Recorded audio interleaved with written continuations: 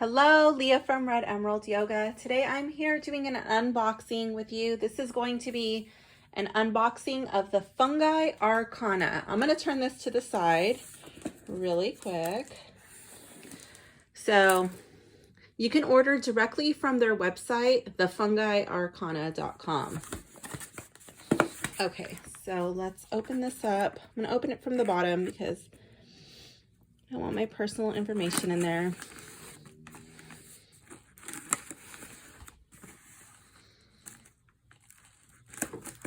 I've actually had this package for a while, but it's been sitting in a queue of decks that I need to open. All right, so there was no padding at the top or bottom, but like you got these little folds from the cardboard. So I guess that's kind of all it really needs. This is a pretty snug box. It wasn't moving around anywhere. So they do package pretty well. I'm pleased with the packaging. Got a cute little mushroom stamp there.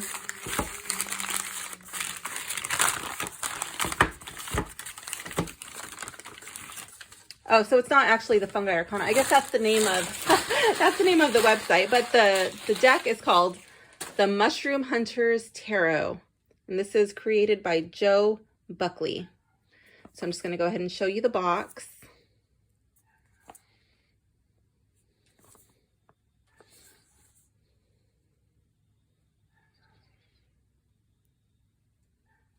All right, so a complete 78 card tarot deck and guidebook featuring mushrooms from all around the world. So this is the website, www.mushroomhunterstarot.com. If you want to go in and order your own authentic copy, please go to the website. They ship very fast. I ordered this deck and it was just a few states away from me, and it was here within a couple of days. I just wasn't able to open it right away. This is going to be one of those really tight shrink wrapped boxes that is going to scare me. Let me see. I know I said I was going to start using a box cutter, and I have not dug out my box cutter. So I have a box cutter. It's in my son's surf repair toolbox, and I don't want to take that from him in case he needs to work on ding repairs. So I'm going to need to get my own box cutter because he's inherited mine. So I don't want to take it back from him. Okay, so wow, this box is really pretty. It's very simple. It's got this really light golden sheen to it, like a foil, what is that, foil embossing, but it's just like a golden sheen. It's not a bling bling gold. It's really soft and subtle. I like it. And against the like this purplish box, it just kind of pops. I like it. It's perfect. The box is really nice. It's tight. It's not going to be one of those boxes that just falls open. Simple on the inside. And we have the guidebook. Just a very minimalistic box. Oh, let me show you the sides.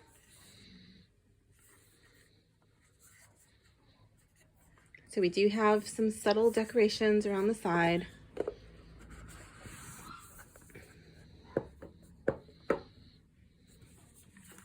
No peeking. Okay, so here's the book.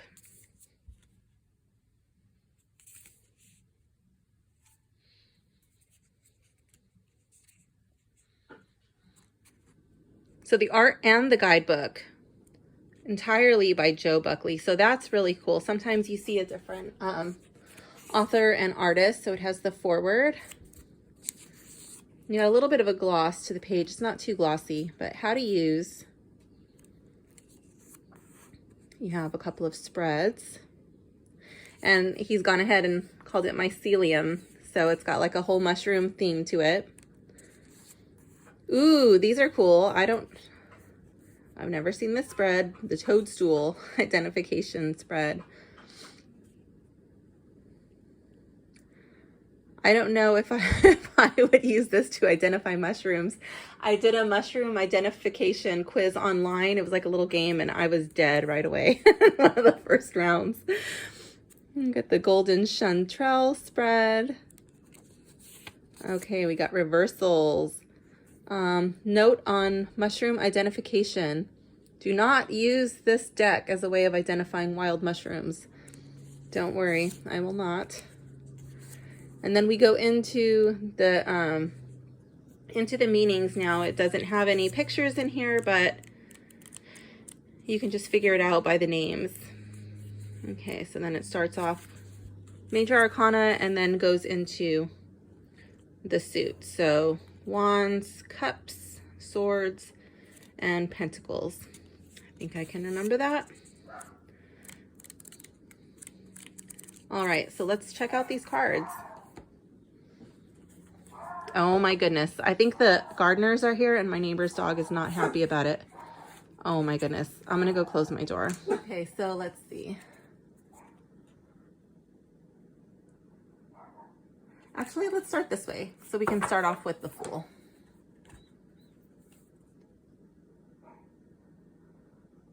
Okay, I love it. We just got all the little spores being thrust out into the world.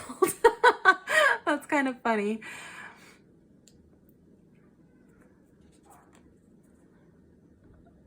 And then the wise magician.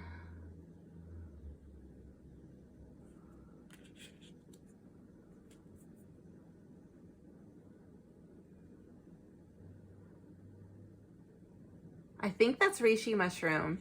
I just decanted a reishi mushroom tincture that has been tincturing for like 2 years. So that's gonna be something really special. I don't know if you're into tincturing, but it can be just as addictive as collecting cards. It's so fun. I love playing with all of my herbs, my plants.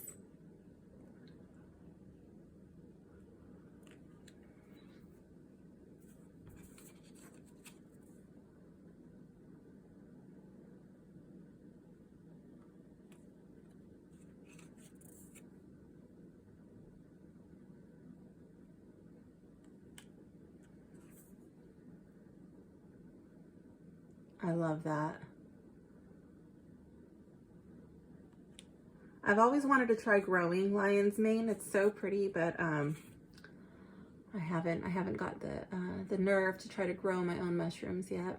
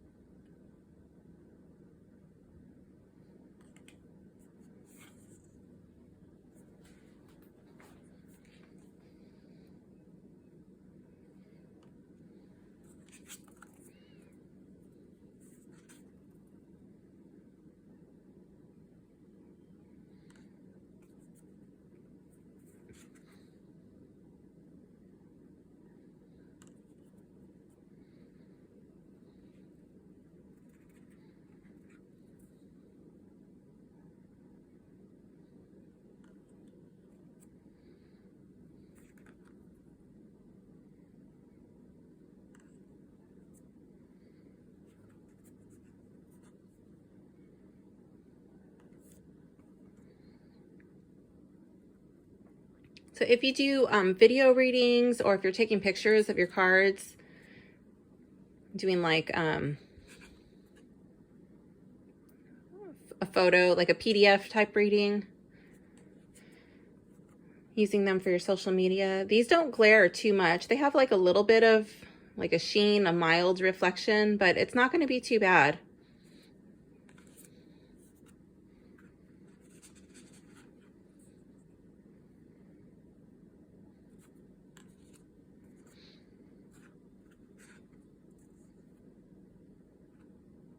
Ooh, I think that's shaga. I was so scared to try shaga mushroom for the first time, like brewed like a beverage. And then when I tried it, I was like, oh my gosh, where have you been all my life? It's so good. You don't even need any, if you're a coffee drinker, you don't need any creamer or any sweetener. It's delicious. I just bit my tongue. I don't even know if that's a word, sweetener. You don't need any sweetener.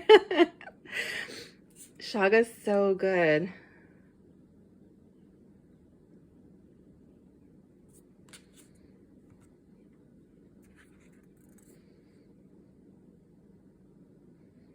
I'm excited to become more familiar with these other mushrooms. I honestly don't know too much about mushrooms. It's something that I'm just starting to branch out into. I've been working with some of like the well-known mushrooms for a while. For example, reishi and chaga, lion's mane, cordyceps, stuff like that. But like some of these, like this, what the heck is that? I have no idea. I don't know.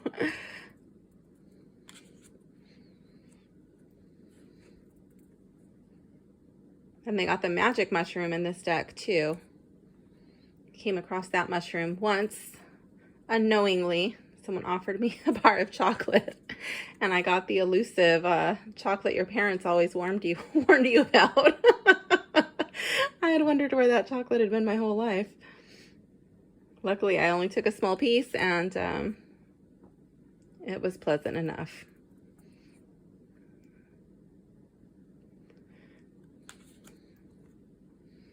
But probably only because I knew what was happening. I recognized the signs from working with my friends. I've always been the one to kind of like sit and walk them through those experiences, but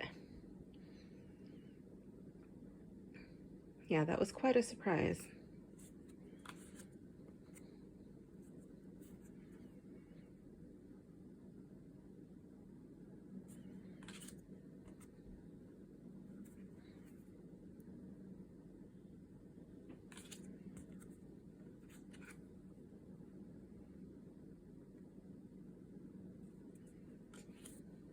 I really like the artwork in this deck.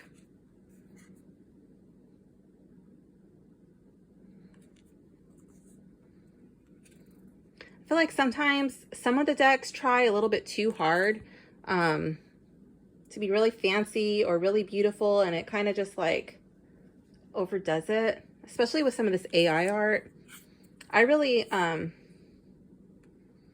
really enjoying Joe's artwork here. I like his color selection. The whole deck just seems to go together. It meshes really well. Like sometimes you get a deck and they don't really go together. Like there's not like a cohesive theme. It doesn't mean the deck is not usable, but it's just doesn't really flow. Where this one, I feel like everything just kind of, it all matches.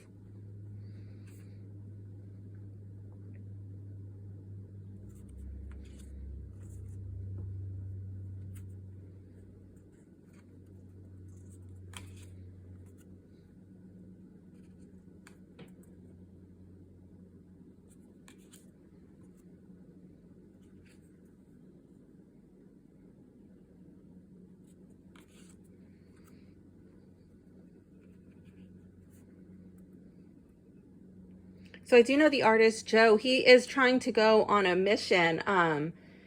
He's on a mission to travel around the world and go through with his deck and find all of these mushrooms in the places where they naturally grow.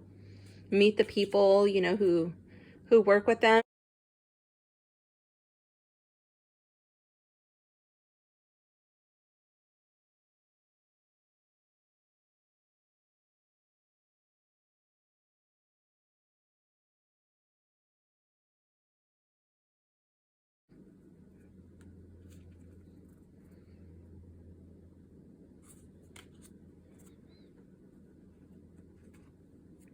Ooh, what is that one? Looks like it's, I don't know if there's like a bleeding mushroom. That's pretty cool. Probably a scary mushroom. I don't know.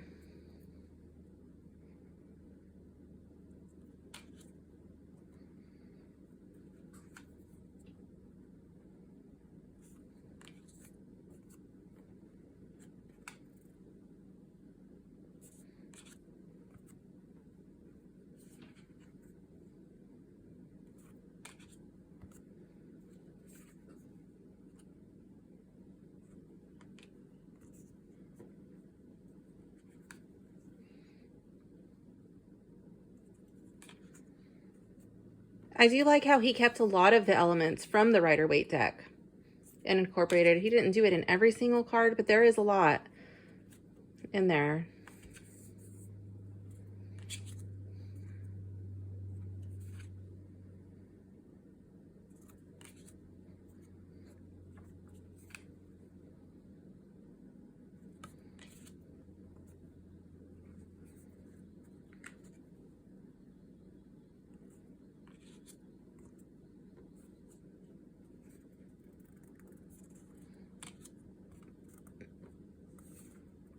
I also like the cardstock. These cards feel really good in the hands.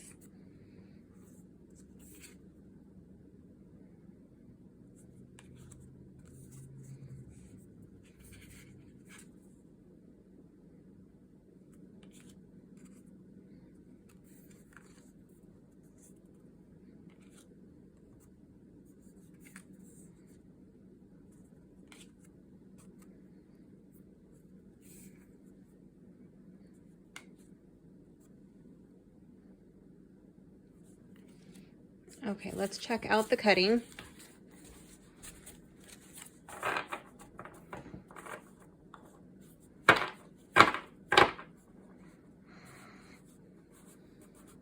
Gorgeous cutting. Oh my goodness.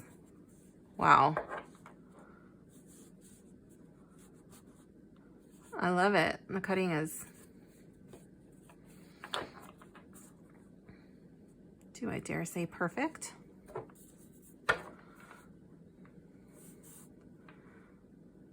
Yeah, this cutting is awesome. All right.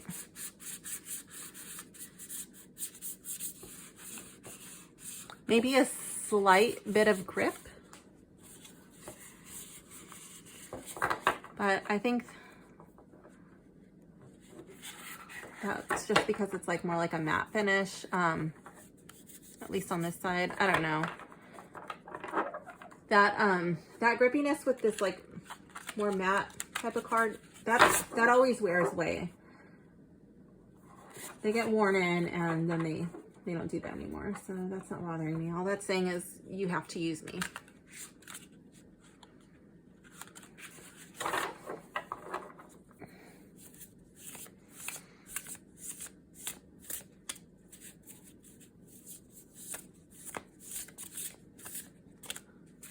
I do kind of want to stick a little bit like that.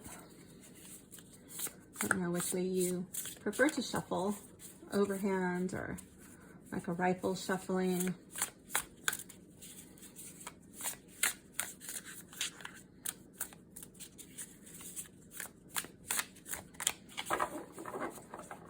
You might want to lay your cards all out like this and then just like pick random cards. I'm going to try to rifle shuffle this. Let's see. Let's see how it feels. Actually, let me show you the cardstock first. And just, I want to get a feel for it too. Maybe I don't want to rifle shuffle these, not right away. Or if I do, I'd be very gentle. They're pretty stiff.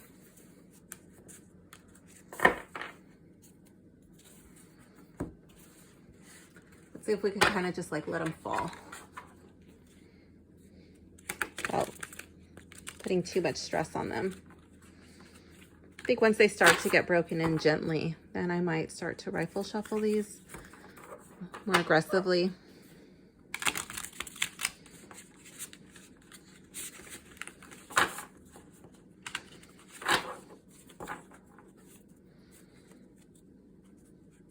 They do have an inky smell as I'm shuffling them, but it's just, it's pleasant. It's not too intense and it's not making me sneeze. I am very sensitive to scents, artificial scents, chemical scents, and this isn't making me sneeze, so.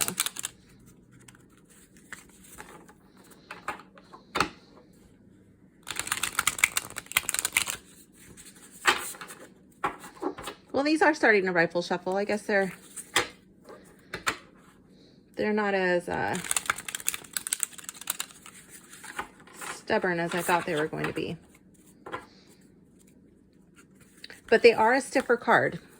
They are thicker than your Rider-Waite deck. So it is kind of turning my thumb a little bit red right here from kind of digging in. That's from the rifle shuffling.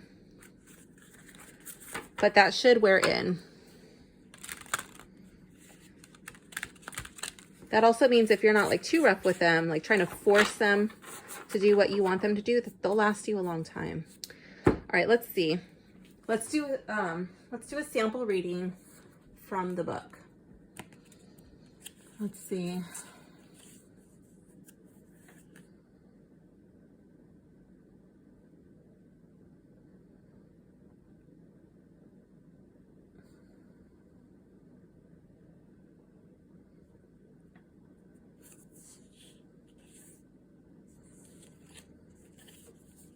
Okay, so this is just going to be a made-up reading.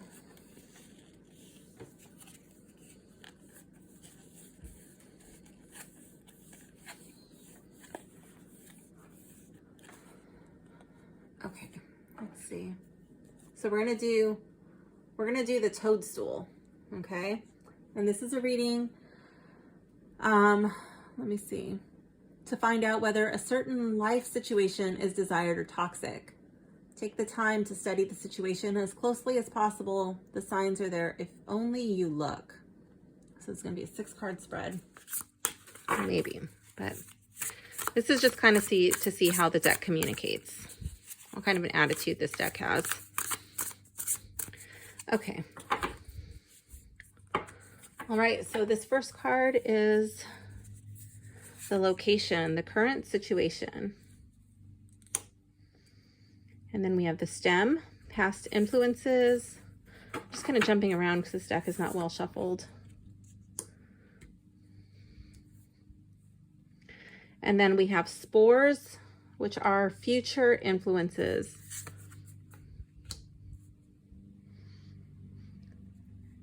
And gills, which are the subconscious mind.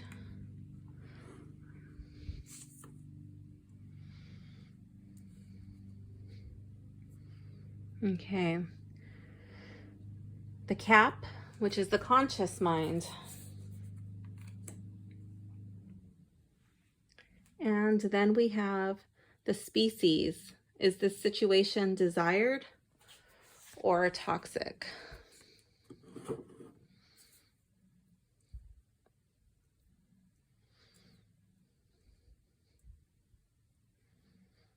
Okay, so this looks like a fun little reading. Let's see. So we're gonna need our guidebook because I have no idea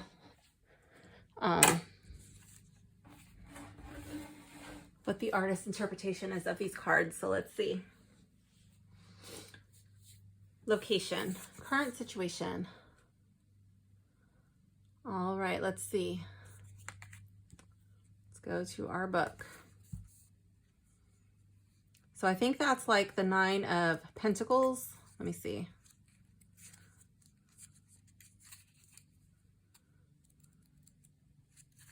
Yes, the circle is Pentacles. So we're going to go to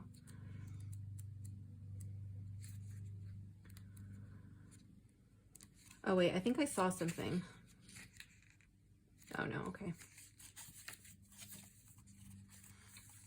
All right, 9 of Pentacles. So it's not like a super long description for these minor arcana cards.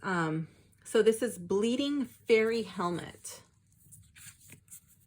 Oh wait, that's Swords. Just kidding. Hold on. I'm making up stories over here. Okay, just kidding. This is a Summer Black Truffle. That was just a test. Summer Black Truffle. And my mouth is now watering. Okay. So I'm going to totally botch these Latin names, but it says tuber ostivum. I don't know. But some mycologists believe that the summer black truffle harvested from May to August may simply be an immature specimen of the autumn black truffle, which is the 2 of Pentacles. The slight differences in taste, aroma, and appearance are likely due to seasonal and environmental factors. The summer black truffle, for example, is not quite as intense in flavor and aroma as the autumn black truffle. It has a paler interior flesh and prefers sunnier spots as opposed to the shaded areas where the autumn black truffle is found. Whether the same species or not, they are still differentiated for culinary and commercial purposes. And then it has some keywords similar to the Rider-Waite deck: prosperity, leisure, financial independence, and self-sufficiency. So I'd also associate this with like summer days at the river or the lake, the beach, maybe the park, like laying out in the sun, having picnics, things of that nature because of the imagery. Okay, so that's the location, the current situation for Sasha. So she's currently basking in this new warm weather that's coming in and enjoying her leisurely day out. This looks like a garden, but I'm going to be going to the beach, so kind of reminds me of the beach too. Card 2, this is the stem, past influences. 4 of Cups in the reverse.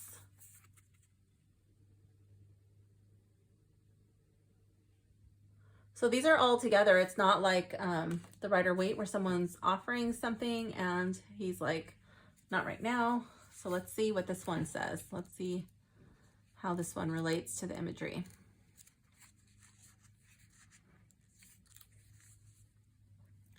Devil's Urn. Ooh. Umula craterium. Fruiting in early spring, this leathery goblet-shaped mushroom can last for several weeks under the right conditions. The genus name, Urnula, means little urn, while the specific epithet craterium is derived from the word crater. In ancient Greece, a crater was a large vase used to mix wine and water with the purpose of pacing the degree of inebriation during their famed symposiums.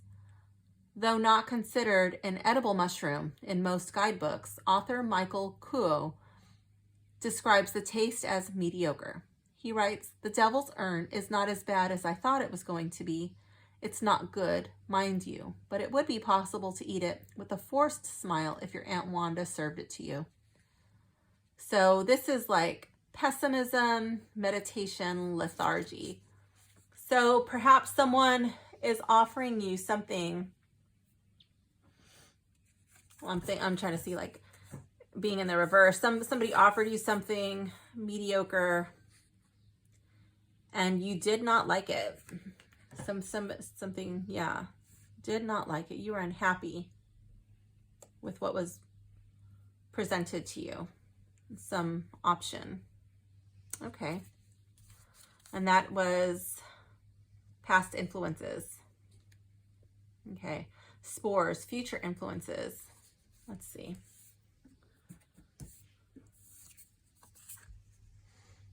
Ace of Swords. So this is going to be in the upright. So Ace of Swords.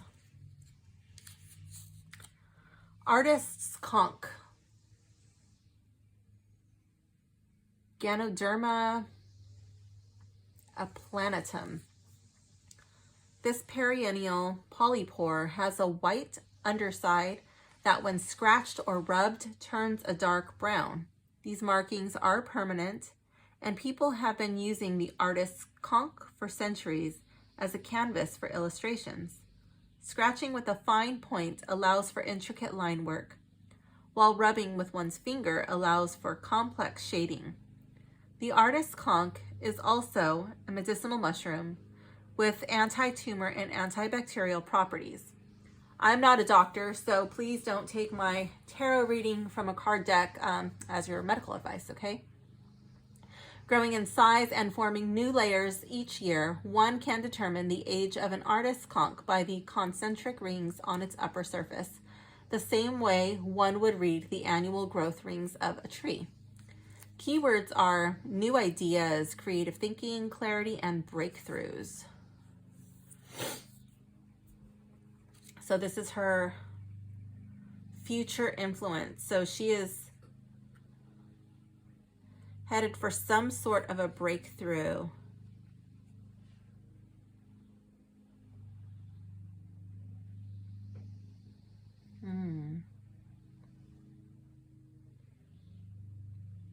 Artist conch. Interesting. Okay, so some sort of a mental breakthrough. Because of, normally I would associate like creativity possibly with the cups, usually with the wands, but because like this person is literally drawing a picture, this could have some sort of like a creative influence too with this card. I would take that, into consideration depending on the situation. Also the crown, perhaps of like higher aspirations, or I don't know, some sort of maybe related to spirituality or personal development. Okay, so this would be gills, the subconscious mind. So here we have the 8 of Cups. That's really pretty.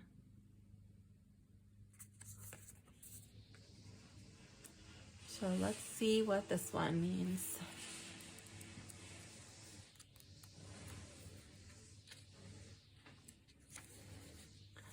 Violet chanterelle, pig's ear, Gomphus clavatus. This hauntingly beautiful edible mushroom is highly regarded by many. Nevertheless, they are becoming increasingly rare as the old growth forests they call home are being cut down. The violet chanterelle is now considered endangered in 17 European countries and extinct in the British Isles. It hasn't been seen there since 1927. Coming across the violet chanterelle means that it may be time to withdraw from a certain situation. Maybe you're dealing with abandonment in one of your relationships or experiencing some sort of disillusion. This card comes as a warning that you need to set boundaries and protect yourself. And keywords are withdrawal, escapism, abandonment, and disillusion. Okay, so this one does pretty much stay true to the Rider-Waite.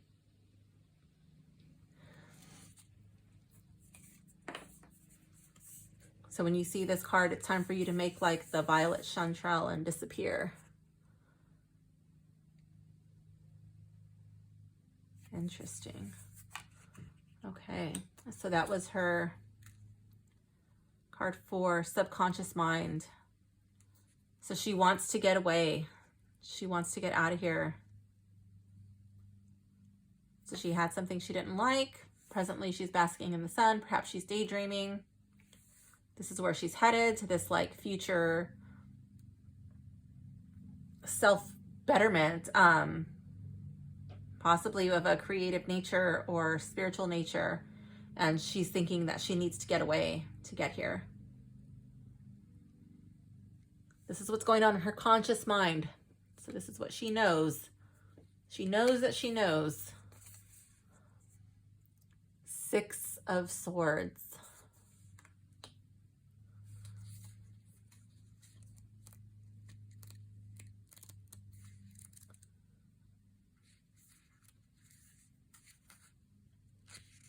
I just love these little mushrooms. They're so cute. Okay. Powdery piggyback. Asterophora lycoperdoides. I'm sure I botched that. The powdery piggyback is unique in that it only grows atop the caps of decaying mushrooms, usually those in the Rossula genus. It's a beautiful display of the seamless transition of death into life. Wow. What a perfect mushroom for this card. A dying mushroom carrying a new mushroom into the world. The powdery piggyback itself is covered, that's not even on camera, in brownish dust, actually star-shaped spores. That's cute. That's cool. That's really cute. Giving it the alternate name of star bearer. These asexual spores produced on its cap allow the mushroom to clone itself with ease. Transmission, rites of passage, and journeys. And then you can see, like, instead of a boat, it's on this old decaying mushroom.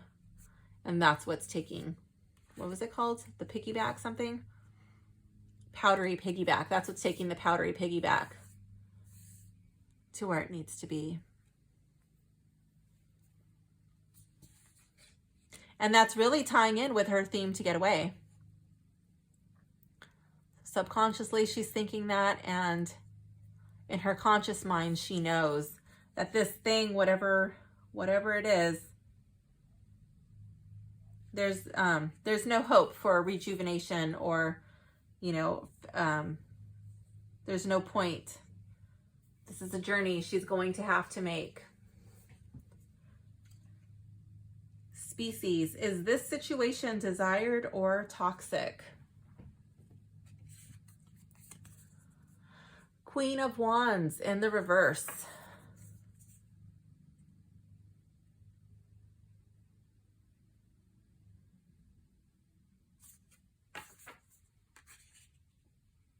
Let's see. Queen of Wands.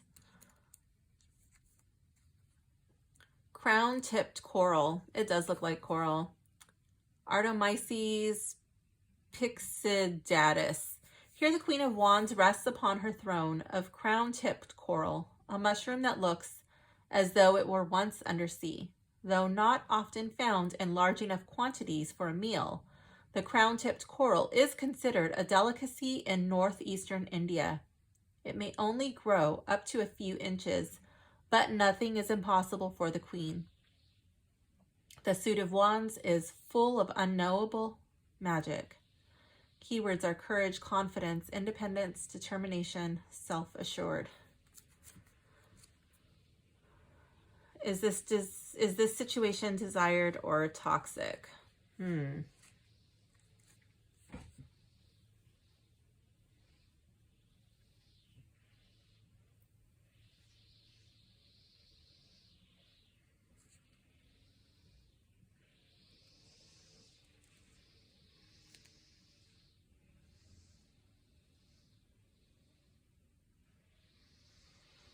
All right, well, taking into consideration this crown-tipped coral and the Queen of Wands traditional meaning, I would say that this current situation that she finds herself in here, basking in the sun, like this little truffle, I would have to say that it is desirable, but it's not sustainable. There's not, for whatever reason, she doesn't have enough to make this last, to make this, so maybe she's on vacation, maybe she's on holiday, maybe she's visiting friends and family, but whatever it is, she can't stay here. She's going to have to leave, and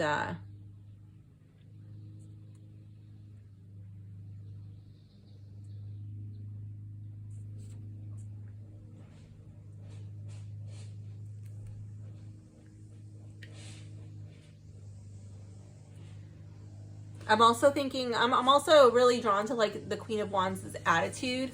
Normally she's like the belle of the ball. She's a people person. She knows how to get along with everybody. She makes friends everywhere she goes, and she's very confident in her own skin. And I'm thinking that Sasha may not have fully come into this feeling of self-acceptance. She may need to practice a bit of self-love. Maybe some positive affirmations, falling in love with herself. These cards make me think that they've left Sasha feeling a bit unworthy.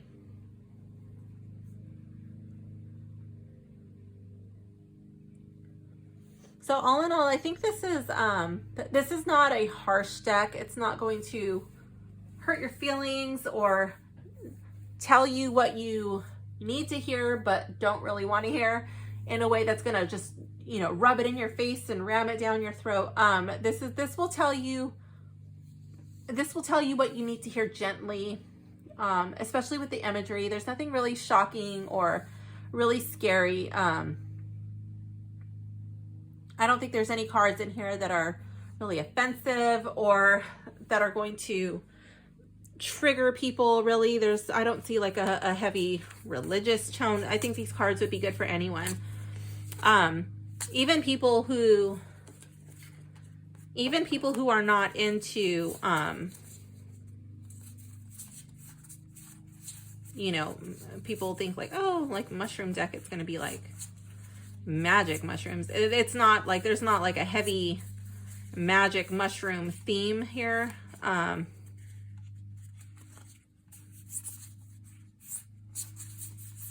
So, and the one, I don't even remember where, oh, it's not going to be there because I shuffled them. It's really subtle. It's just there. Like that's a mushroom and it's known. So it's in the deck. So I think these cards are good for anyone. Would it be a learner deck? Probably not. I would probably say it would still be better to learn the Rider-Waite system. And then would this probably be my second deck? No, I think that it's probably for a more intermediate to advanced reader. But if you do want to take the time, if you are a learner, that's not to say that you couldn't learn the system. Definitely you could totally learn anything you wanted to learn. Anything you set out to learn, you could learn. So even here with the Magician, it's just like really subtle. It's not like super psychedelic and trippy and glorifying anything. So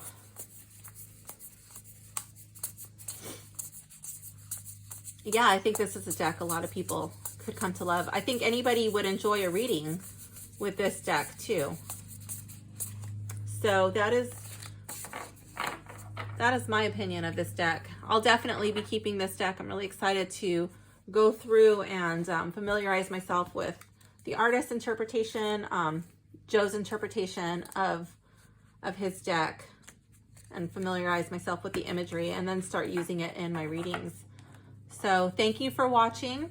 I hope you enjoyed it. And if you did, please like and subscribe. Leave a comment below.